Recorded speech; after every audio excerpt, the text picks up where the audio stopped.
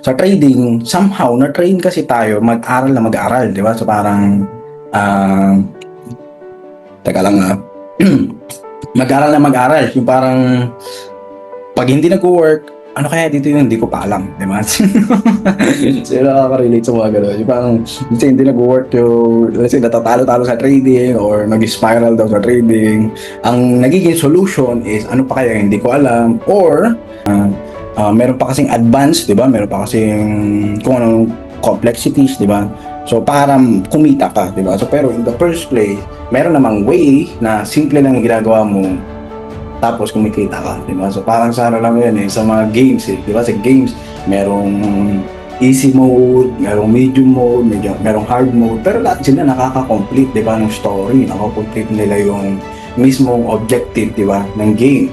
So, kaya merong ganun, meron tayong option, di ba? Yung option na yun is binigay sa atin, so para magkaroon tayo ng different set of experience, no? So, nagkataon lang na somehow, para sa akin, yung parang nasa hard mode, di ba? So, para kang nagdo-doktor, para kang abogado, di ba? So, para lang kumita, di ba? Paano kung, let's say, gusto mo siyang gawing source of income, makakapaghintay ba, di ba? Yung bills mo, makakapaghintay ba yung mga babayarin mo para lang na maintindihan mo muna siya at to that extent para lang kumita, di ba? So, pwede ka nang kumita ngayon while minamaster mo siya. Yun